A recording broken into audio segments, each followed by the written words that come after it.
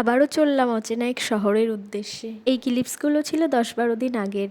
একটা নতুন জায়গায় এসে নতুন করে সব কিছু গোছানো, ঠিকঠাক সময় পেয়ে উঠছি না ভিডিও এডিট করার। আমরা বনগাঁ থেকে লোকাল ট্রেন ধরে এখন আসলাম শিয়ালদা, আর শিয়ালদা থেকে ট্যাক্সি নিয়েছি হাওড়া যাওয়ার জন্য। আপনারা যারা আমার ফটো দেখেছেন তারা নিশ্চয়ই বুঝতে পারছেন আমি কোথায় যাচ্ছি। এখন আমরা আছি হাওড়া ব্রিজের ওপর।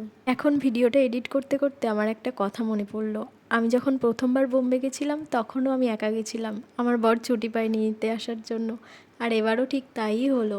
তবে এবার একদম একা না, আমার শাশুড়ি আছে আমার সাথে, আর ছেলে আছে, আর আমার দেওর যাচ্ছিল আমাদের হাওড়া পর্যন্ত ট্রেনে তুলে দেওয়ার জন্য। ফাইনালি আমরা চলে আসলাম হাওড়া স্টেশন। আজকের যাত্রার সবথেকে এক্সাইটেড ব্যক্তি হলো তৃষান। গত ৪ মাস পাপার সাথে দেখা হয়নি। আমরা যখন স্টেশনে বসেছিলাম তখন থেকেই খুব বৃষ্টি হচ্ছিল, আর ট্রেনে ওঠার পরেও প্রচণ্ড বৃষ্টি হচ্ছিল।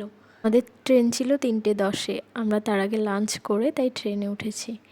আর ট্রেনে ওঠার পরে কিছু দূর আসার পরে ট্রেনটা যাচ্ছিল গঙ্গা নদীর ওপর দিয়ে। তখন বোঝা যাচ্ছিল যে নদীটা কতটা দীর্ঘ। আর এটা ছিল করমণ্ডল এক্সপ্রেস, লাস্ট যাবে চেন্নাই পর্যন্ত, তবে আমরা মাঝপথে নেমে যাব। তখন ভোর 4:30 নাগাদ আমরা নামার প্রস্তুতি নিচ্ছি সারা রাত ট্রেনে ঘুমানোর পর। ট্রেন থেকে নেমেই তৃষান উঠে পড়েছে পাপার কোলে। বাবা পাপার গলা জড়িয়ে ধরে কত আদর। যতই হোক ৪ মাস পাপার কোলে উঠতে পারেনি, একটা দুঃখ তো থেকেই যায়। আর ছেলের মোলাকাত, বাবা কতদিন কত গল্প হয়নি, এইটুক টাইমে কত গল্প হয়ে গেল পাপার সাথে। আমরা প্ল্যাটফর্ম থেকে স্টেশনের বাইরে এসে ওখান থেকে অটো নিলাম আমাদের ঘরের উদ্দেশ্যে যাওয়ার জন্য। আরও বাইক নিয়ে এসেছিল, বাইকে করে আসছিল।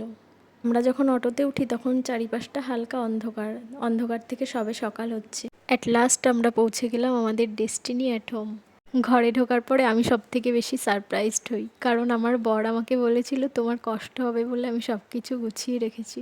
এই যে তার নমুনা।